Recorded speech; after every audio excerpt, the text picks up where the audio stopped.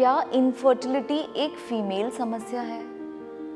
हम में से कई लोग ये समझते हैं कि अगर किसी दंपत्ति को प्रेगनेंसी अचीव करने में प्रॉब्लम हो रही है तो कारण फीमेल पार्टनर है।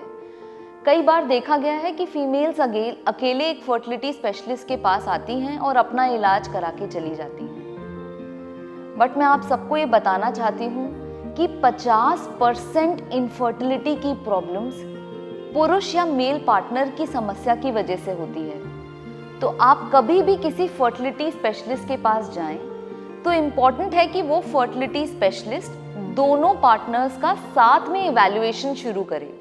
बिकॉज अगर प्रॉब्लम मेल पार्टनर में है और फीमेल पार्टनर का ट्रीटमेंट पिछले 1 साल से चल रहा है तो अंत में वो साल खराब हो जाता है और मेल पार्टनर का ट्रीटमेंट शुरू करने में फिर से पूरी कहानी दोबारा से शुरू करनी पड़ती है।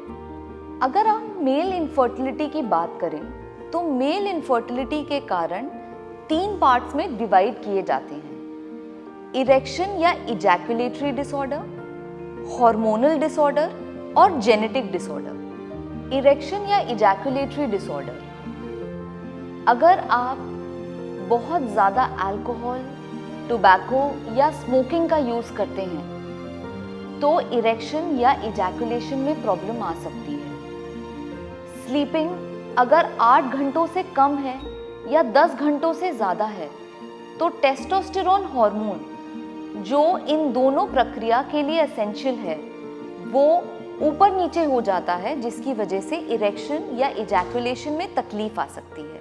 अगर आपको कोई लॉन्ग स्टैंडिंग डिजीज़ है जैसे कि डायबिटीज़, हाई ब्लड प्रेशर और दवाइयाँ लेने के बाद भी ये अनकंट्रोल्ड सिचुएशन में हैं तो भी इरेक्शन या इजैकुलेशन में प्रॉब्लम आ सकती है। अगर आप इन दोनों में से किसी भी समस्या से ग्रस्त हैं तो प्लीज़ घर ना बैठें, एक फर्टिलिटी स्पेशलिस्ट से जाके मिलें। बिकॉज ये दोनों ही समस्याएं बहुत ही ट्रीटेबल प्रॉब्लम्स हैं। सेकेंड कॉज मेल इनफर्टिलिटी का है हार्मोनल डिसरप्शन।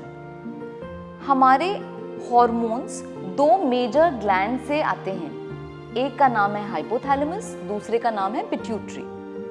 अगर इन दोनों ग्लैंड के हॉर्मोन्स हाई या लो लेवल पे पहुंच गए हैं तो मेल इनफर्टिलिटी जैसी प्रॉब्लम्स हो सकती हैं। तीसरा इशू है टेस्टिकुलर इश्यूज। इसमें अगर टेस्टिस में कोई ट्रॉमा हुआ है या पहले मम्स जैसा डिसऑर्डर आया है या फिर जो वेसल्स हैं टेस्टिस के आजू बाजू वो सूज गई हैं, जिसको मेडिकल भाषा में वेरिकोसील बोलते हैं।